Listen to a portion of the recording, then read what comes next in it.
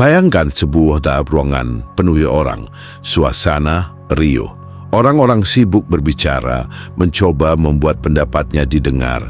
Di sudut ruangan ada seseorang yang diam, tidak banyak gerak, tidak mengeluarkan suara, tapi entah bagaimana semua orang memperhatikannya, seolah-olah diamnya adalah sebuah perintah dan kehadirannya berbicara lebih keras daripada siapapun di ruangan itu. Siapa dia? Dia bukan bos, bukan pemimpin, tapi ada sesuatu dalam caranya membawa diri, sebuah ketenangan yang tak tergoyahkan. Itulah silent authority. Kita semua di dalam hati kecil kita ingin dihormati. Kita ingin keberadaan kita diakui, tetapi seringkali rasa hormat itu terasa sulit diraih. Kita mencoba berbicara lebih keras, bekerja lebih keras, atau membuktikan diri dengan segala cara. Namun, semakin keras kita berusaha, semakin jauh rasa hormat itu tampak. Apa kendalanya? Dunia ini terlalu bising. Orang-orang lebih sibuk mendengar suara mereka sendiri daripada memperhatikan apa yang ada di depan mata. Kita hidup di tengah kebisingan ego dan kompetisi, di mana setiap orang ingin terlihat paling kuat. Lalu, apa solusinya? Jawabannya ada di diam. Diam bukan sekadar tidak berbicara. Diam adalah seni. Seni mengendalikan diri, menguasai pikiran, dan menampilkan kekuatan tanpa harus memamerkannya. Dalam stoikisme, ini adalah inti dari ketenangan batin, menjadi seperti batu karang di tengah ombak yang ganas. Ombak bisa menghantam, tapi karang tetap kokoh, tak tergoyahkan. Namun, tidak semua diam itu berarti. Diam yang kuat membutuhkan kendali penuh atas pikiran dan tubuhmu. Ia membutuhkan bahasa tubuh yang tegas, pandangan mata yang tenang, dan kehadiran yang penuh. Diam ini bukan sekadar absen dari kata-kata, tetapi pernyataan bahwa kamu tidak perlu berbicara untuk didengar. Mari kita renungkan sejenak, mengapa kita sering merasa perlu membela diri? Mengapa kita ingin selalu menjelaskan, membuktikan sesuatu? Apa yang kita kejar sebenarnya? Dan yang paling penting, apa yang akan terjadi jika kita berhenti berbicara dan mulai berbicara lewat tindakan? Dalam perjalanan ini, kita akan belajar bagaimana menjadi seseorang yang dihormati tanpa perlu meminta rasa hormat. Kita akan membahas langkah-langkah praktis untuk membangun silent authority, bukan dengan trik kosong, tetapi dengan transformasi sejati dari cara kita berpikir dan bertindak. Blay, di dunia yang penuh kebisingan ini, menjadi diam adalah kekuatan, dan kekuatan itu ada dalam dirimu. Pertanyaannya adalah, apakah kamu siap untuk menemukannya? Karena di akhir, kamu akan menemukan bahwa kekuatan sejati bukan terletak pada apa yang kita katakan, tapi pada bagaimana kita bisa membuat dunia mendengarkan tanpa harus berbicara sama sekali. Jika kamu merasa bahwa ini adalah sesuatu yang berharga untukmu, jangan lupa untuk like, share, dan subscribe. Bagikan video ini dengan orang lain yang mungkin butuh untuk menemukan kekuatan mereka dalam diam. Kita akan bersama-sama belajar bagaimana meraih rasa hormat tanpa sepatah kata pun. Jadi tetaplah menonton hingga akhir, karena perjalanan kita baru saja dimulai.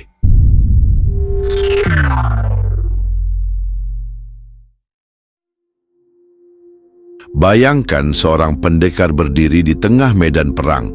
Dia tidak mengangkat pedangnya, tidak mengucapkan sepatah kata pun, tapi seluruh pasukan lawan ragu untuk mendekat.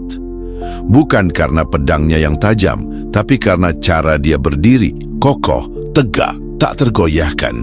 Itulah kekuatan bahasa tubuh.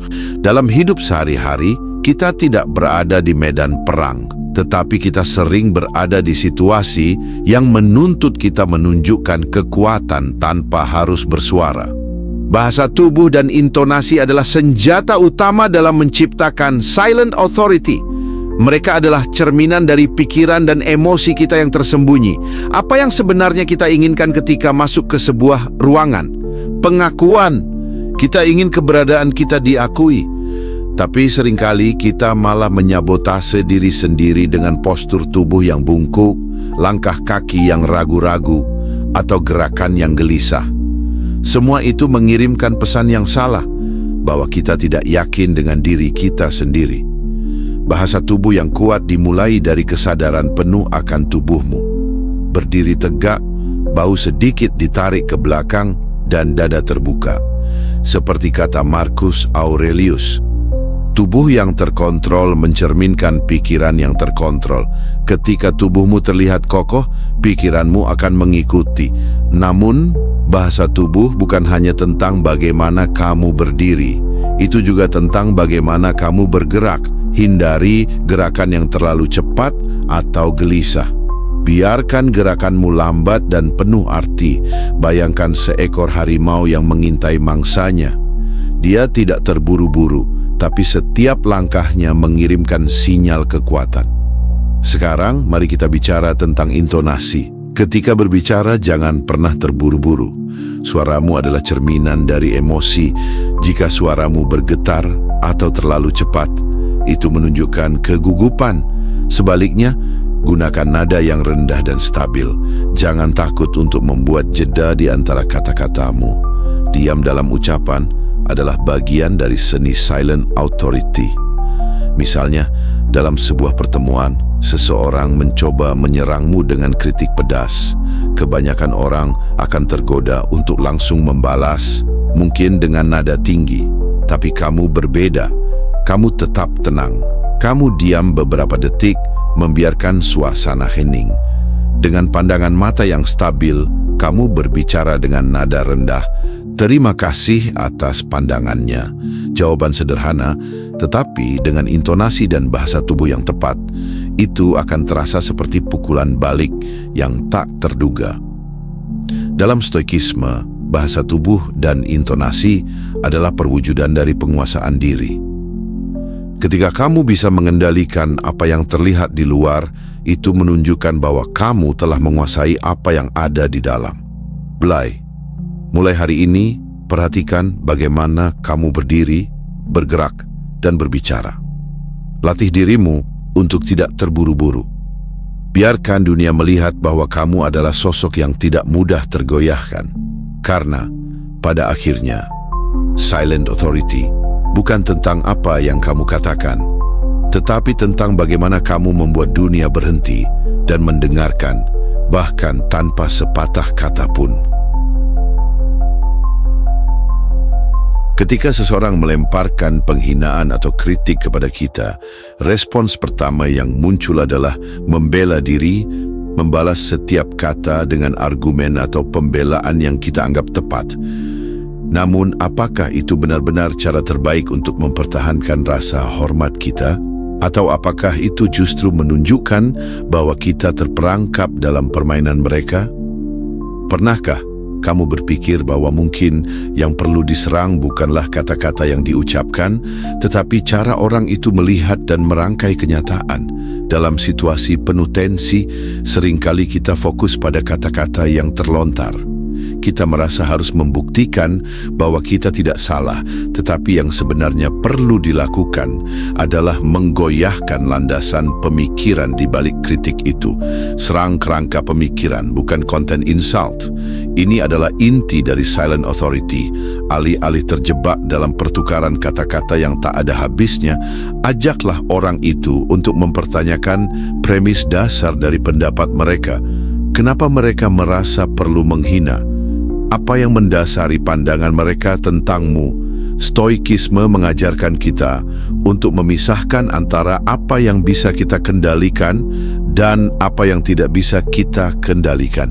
Kritik orang lain adalah sesuatu yang di luar kendali kita, tetapi bagaimana kita meresponsnya adalah sepenuhnya berada dalam tangan kita. Jika kita terlalu fokus pada kata-kata atau penyerangan langsung, kita kehilangan kendali tersebut. Sebaliknya, dengan memeriksa dan meruntuhkan kerangka berpikir yang melatar belakangi kritik tersebut, kita mengambil kembali kendali dan menampilkan ketenangan batin yang luar biasa. Misalnya, bayangkan seseorang di tempat kerja mengkritik cara kerjamu. Alih-alih berdebat tentang kualitas kerja atau membela pilihan yang kamu ambil, ajukan pertanyaan yang menggugah seperti, apa yang membuatmu berpikir seperti itu? Atau apa yang kamu anggap sebagai standar yang lebih baik? Pertanyaan-pertanyaan ini bukan untuk menyerang balik, tetapi untuk memutar arah pembicaraan dan membuka ruang bagi refleksi. Dengan cara ini kamu tidak hanya menghindari perang kata-kata yang sia-sia, tetapi juga menempatkan dirimu sebagai pihak yang lebih rasional dan berpikir lebih dalam. Orang yang mengkritikmu pun mungkin akan berhenti sejenak, merenung dan menyadari bahwa mereka sebenarnya tidak punya landasan yang cukup kuat untuk melanjutkan serangan mereka. Namun, bukan berarti kita harus menghindari semua perdebatan atau kritik. Dalam stoikisme, kita diajarkan untuk tidak menghindar dari tantangan, tetapi untuk menghadapinya dengan kebijaksanaan. Kritik bisa menjadi kesempatan untuk tumbuh jika kita mampu melihatnya dengan perspektif yang lebih luas. Yang perlu kita hindari adalah membiarkan emosi atau reaksi spontan mendominasi pikiran kita. Saat kita diserang dengan kata-kata atau penghinaan, ingatlah untuk tidak terpancing oleh permukaan. Jangan biarkan diri kita terperangkap dalam permainan yang dangkal. Alihkan perhatian ke inti dari masalah, kerangka pemikiran yang mendasari perkataan itu. Dengan begitu, kita tidak hanya merespons dengan cara yang lebih bijaksana, tetapi juga memperlihatkan kontrol diri yang membuktikan bahwa kita tidak tergoyahkan oleh angin topan kritik yang datang. Kita semua pernah berada di situasi di mana kita merasa perlu untuk membuat kesan. Ada dorongan dalam diri kita untuk membuktikan bahwa kita kompeten, bahwa kita layak dihormati, atau bahkan hanya untuk terlihat lebih baik daripada orang lain. Namun berfokus pada keinginan untuk mengesankan orang lain justru bisa membuat kita kehilangan arah dan kekuatan sejati kita. Siapa yang ingin kita kesankan dan mengapa kita merasa perlu untuk melakukannya? Pertanyaan ini bukan hanya filosofi kosong, melainkan inti dari silent authority. Ketika kita berusaha untuk mengesankan orang lain, kita memasukkan diri kita ke dalam permainan yang tidak pernah kita kuasai. Kita menjadi budak dari persepsi orang lain, dan dalam prosesnya kita kehilangan kebebasan untuk menjadi diri kita yang sebenarnya. Dalam stoikisme, kita diajarkan bahwa kebahagiaan sejati dan rasa hormat berasal dari dalam. Marcus Aurelius, seorang filsuf dan kaisar Romawi, menulis dalam Meditations bahwa kebahagiaan tergantung pada cara kita memandang hal-hal, bukan pada apa yang terjadi. Artinya, jika kita terlalu bergantung pada apa yang orang lain pikirkan atau katakan tentang kita, kita akan selalu berada di luar kendali diri kita. Kita menjadi marionet yang dikendalikan oleh opini orang lain. Pernahkah kamu memperhatikan bahwa orang-orang yang paling dihormati adalah mereka yang tidak berusaha mengesankan siapapun? Mereka yang memiliki kehadiran yang begitu kuat sehingga orang lain merasakan rasa hormat tanpa kata-kata. Mereka tidak terburu-buru untuk menunjukkan seberapa hebat mereka atau bagaimana mereka lebih baik dari orang lain. Sebaliknya, mereka fokus pada satu hal, menjadi versi terbaik dari diri mereka sendiri tanpa perlu mencari persetujuan. Lalu bagaimana cara kita mencapainya? Kuncinya ada pada integritas diri. Ketika kita tidak berusaha untuk mengesankan, kita bisa lebih fokus pada kualitas yang benar-benar penting, tindakan kita, sikap kita, dan bagaimana kita memimpin hidup kita sesuai dengan nilai-nilai kita. Ketika kita menjalani hidup dengan integritas yang tulus, penghormatan akan datang dengan sendirinya. Kita tidak perlu membuktikan diri kita melalui kata-kata atau pencapaian yang diperlihatkan. Orang akan melihatnya dari cara kita bertindak dan bagaimana kita mengatasi tantangan hidup. Misalnya dalam sebuah pertemuan, kamu mungkin memiliki ide yang brilian, tetapi daripada langsung berbicara untuk menunjukkan bahwa kamu pintar, kamu memilih untuk mendengarkan lebih banyak. Kamu memberi ruang bagi orang lain untuk berbicara dan berpikir. Ketika saatnya tiba, kamu berbicara dengan tenang, memberikan kontribusi yang berharga tanpa pamer. Keberanian untuk tidak berbicara untuk mengesankan orang lain adalah bentuk kekuatan yang paling sederhana dan kuat. Blay, pertanyaan besar untuk kita semua adalah, apakah kita siap untuk berhenti mencari validasi dari orang lain? Apakah kita siap untuk berdiri tegak tanpa bergantung pada pujian atau penilaian mereka?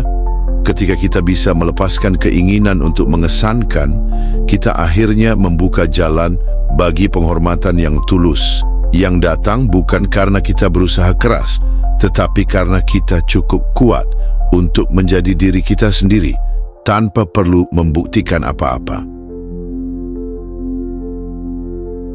Kehidupan ini penuh dengan pilihan, namun terkadang kita merasa terjebak dalam keadaan yang tidak bisa kita kontrol. Pekerjaan yang menekan, hubungan yang penuh ketegangan, atau masalah sehari-hari yang tampaknya terus menghimpit. Kita sering merasa bahwa tidak ada pilihan yang baik dan kita dipaksa untuk menerima apa yang ada. Namun, apakah itu benar-benar satu-satunya jalan? Siapa di antara kita yang tidak pernah merasa terjebak dalam pilihan yang sulit? Kadang-kadang sepertinya hidup memberikan kita dua pilihan buruk dan tidak ada jalan keluar yang terlihat terang. Namun, apa yang sering kita lupakan adalah kenyataan bahwa dalam setiap situasi, kita selalu memiliki lebih dari satu cara untuk menanggapinya. Ini adalah seni dari framing, kemampuan untuk melihat situasi dari perspektif yang berbeda dan dengan bijak memilih jalan yang terbaik. Framing adalah seni mengubah cara kita melihat pilihan yang ada. Dalam Stoikisme, ini adalah prinsip utama yang diajarkan oleh para filsuf, terutama Epictetus. Dia mengatakan, tidak ada yang terjadi pada kita yang bisa merusak kita kecuali cara kita memandangnya. Artinya, meskipun situasi eksternal bisa sulit atau tidak menyenangkan, kita selalu memiliki kendali atas cara kita menanggapinya. Ambil contoh sederhana, kamu terjebak dalam macet di jalan raya. Orang lain mungkin merasa marah, tertekan, dan frustrasi.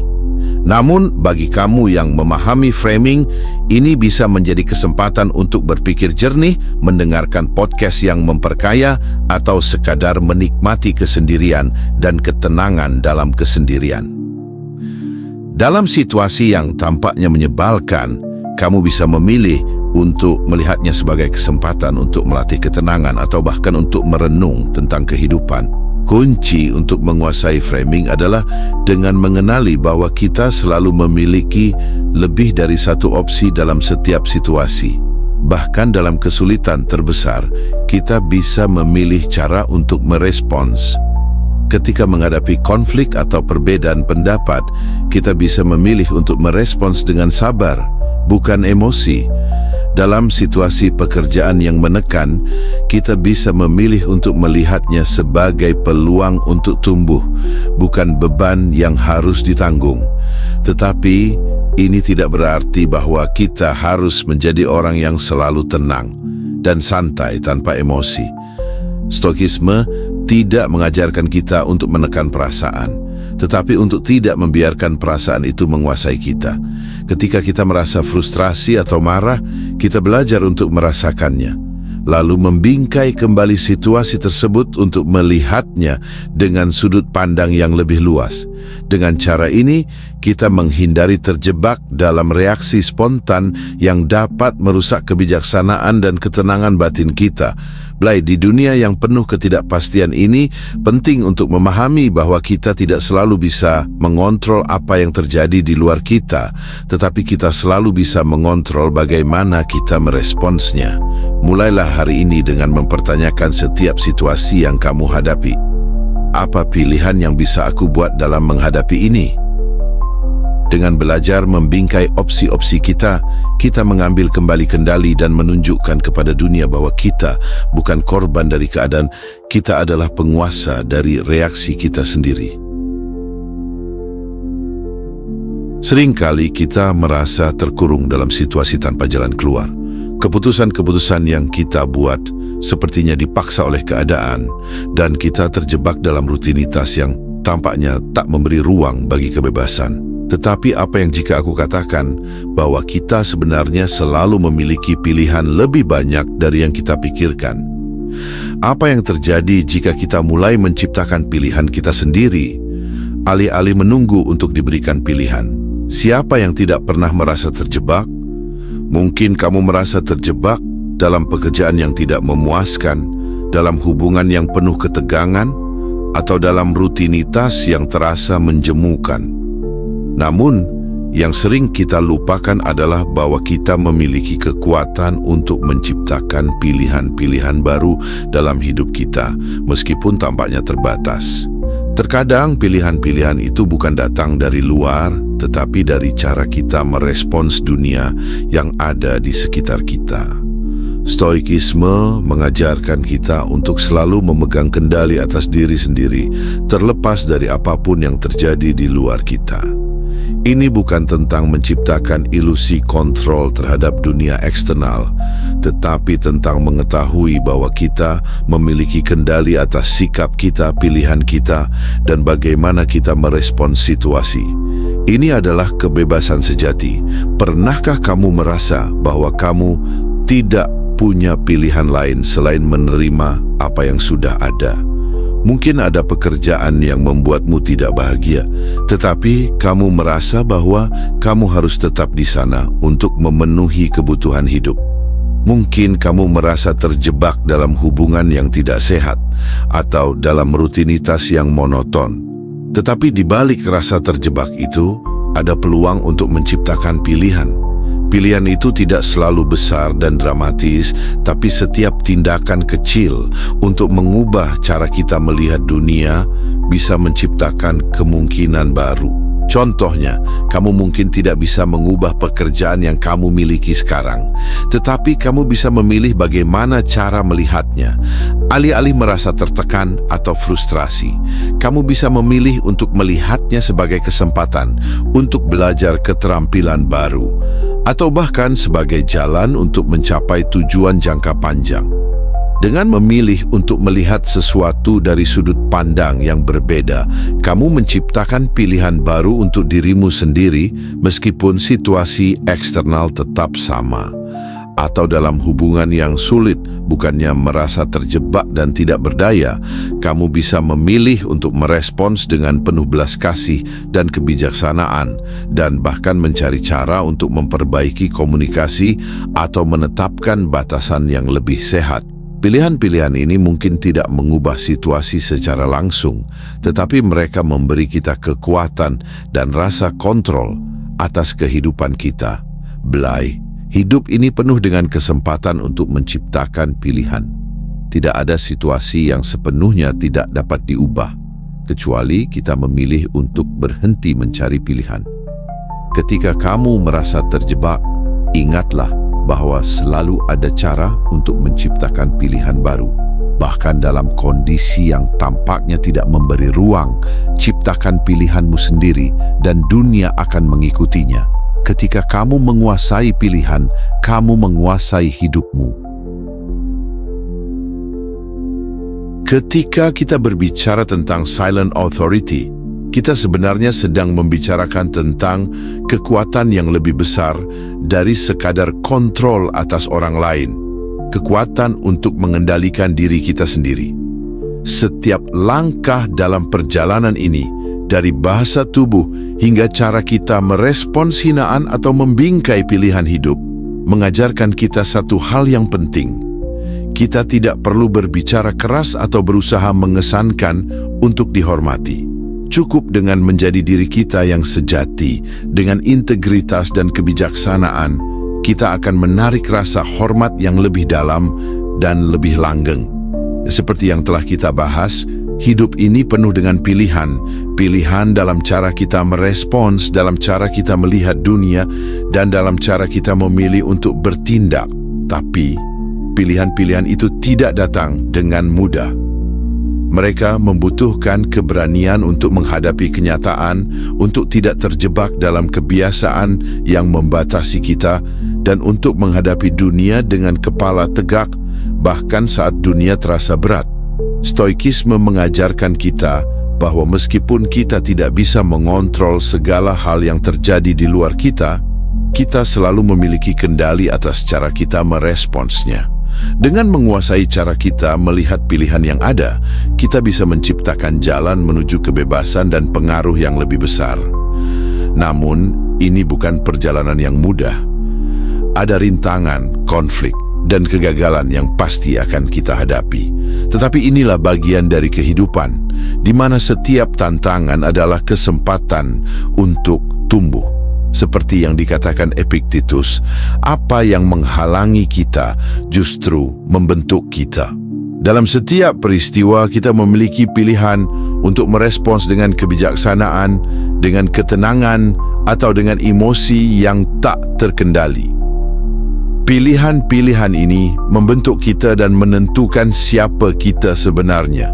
Blay, perjalanan menuju silent authority bukanlah tentang menjadi sosok yang tak tersentuh atau tidak peduli. Ini adalah tentang menemukan kedamaian dan kekuatan dalam diri kita, bahkan di tengah-tengah badai kehidupan. Ketika kita berhenti berusaha mengesankan orang lain, kita mulai mengesankan diri kita sendiri dengan cara kita bertindak dan berpikir. Ketika kita berhenti terjebak dalam perasaan tidak berdaya, kita mulai menciptakan pilihan untuk diri kita sendiri, membuka jalan menuju kebebasan sejati. Jadi, bagaimana kamu akan mulai menguasai silent authority dalam hidupmu? Mulailah dengan memahami bahwa setiap situasi memiliki lebih dari satu cara untuk dilihat dan ditanggapi. Mulailah dengan memilih untuk tidak terjebak dalam permainan mengesankan orang lain, tetapi untuk hidup dengan integritas yang sesungguhnya. Dan akhirnya, ingatlah bahwa kamu selalu memiliki kekuatan untuk menciptakan pilihan dalam hidupmu. Pilihan yang datang dari dalam diri, bukan dari luar. Ketika kamu menguasai diri, kamu menguasai dunia di sekitar kamu.